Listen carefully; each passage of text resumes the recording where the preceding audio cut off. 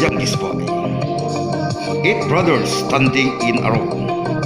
The youngest boy at the end of the row is David. David and his brothers live on a farm near a small town.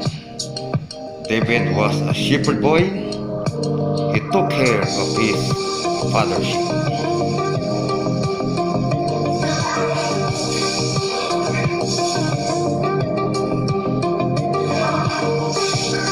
To David's town came Samuel the prophet. The prophet invited all the people to a special feast. David's brothers were going to the feast. David's father was going to the feast. But the brother said to David, "You are too young to go. You may stay home with the sheep."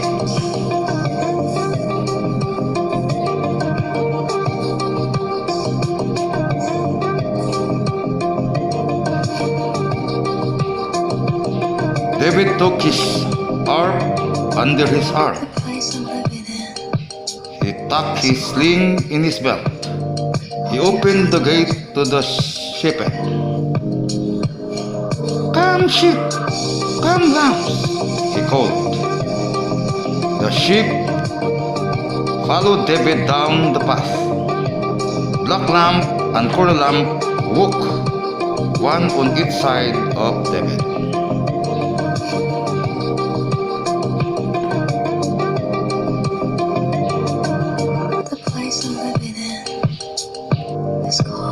David led the sheep on a green grassy place, while the older sheep nibbled grass.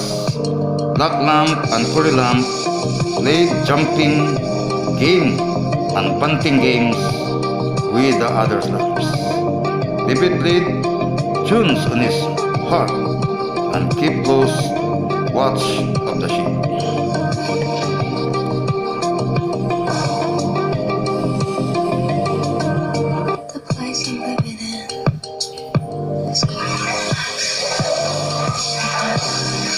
Black lamb began to wander away up over the hill. David put down his harp and ran after him. He brought Black lamb back to the flock. Then David saw a weed that would make the sheep sick if they ate it. He pulled up the weed and threw it away. A jackal sneaked around a rock toward the sheep. David stamped his foot, and the jackal ran.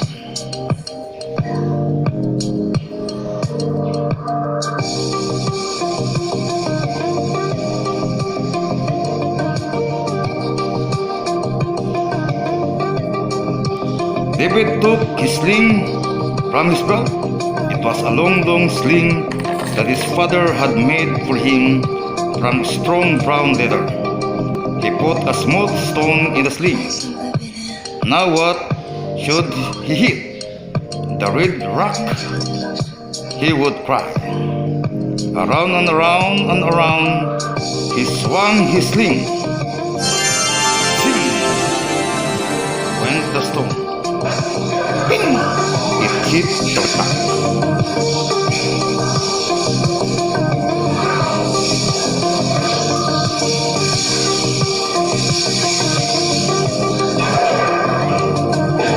David put another stone in his sling. He would aim for that round black hole in the tree. Around and around and around, he swung the sling. Zing! Went the stone. Straight into the round black hole in the tree.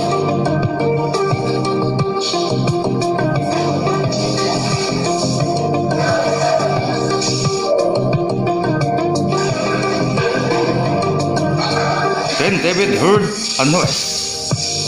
It wasn't a hopping, thumping noise like a rabbit running through the grass. No, it wasn't a rabbit. It wasn't a picking noise like a bird picking on a tree. No, it wasn't a bird. It was a snuffing, crashing noise like a big animal rolling around. It was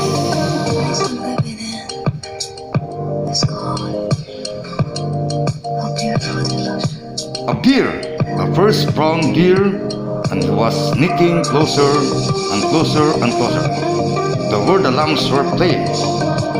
The bear crept up behind a bush, ready to snatch Curly lamb as she ran by.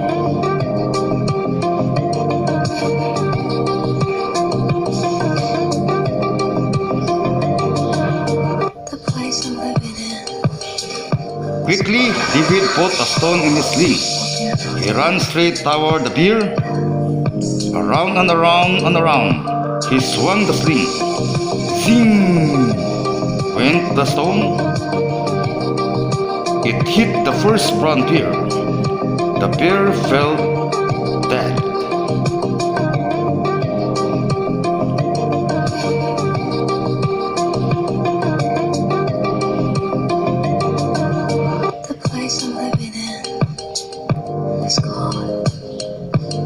David picked up frightened little Curly lamb and carried her in his arms.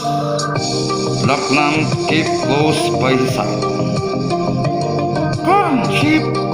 Come, lambs!" called David, and he led them to a place where they would be safe. When the older sheep nibbled the new green grass, Black lamb and Curly lamb again played jumping games with the other lambs, and David played tunes to his heart.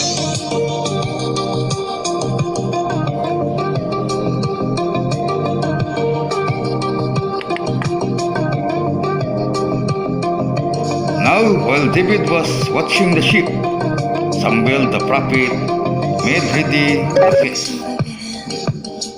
David's father was at the feast. David's brothers were at the feast. Before they sat down to eat, the prophet said to David's father, "Have you boys walked before me, one by one? Today, God will choose one of them for something very special."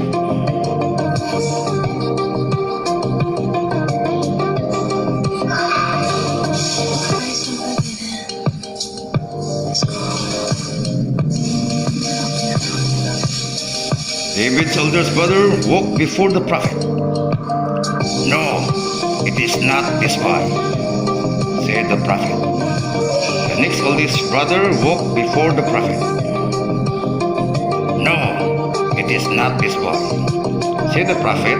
And then the next oldest brother walked before the prophet. The prophet shook his head. "No, it is not this boy."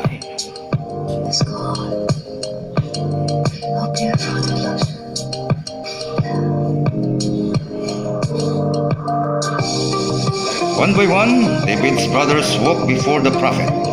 But each time the prophet said, "No, it is not this boy." Then the prophet asked David's father, "Have you no other boys?" "Only the young boy. He is herding the sheep. Send and get him," said the prophet.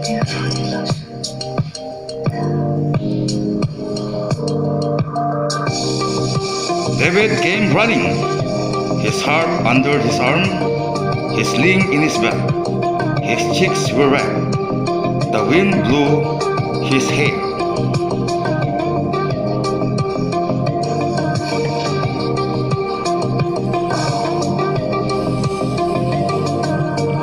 "Walk before the prophet, David," said his father. David walked before the prophet. "This is the one," said the prophet. "This boy, or this is the boy God chose." The prophet poured sweet-smelling oil on David's head to show that he was the chosen one.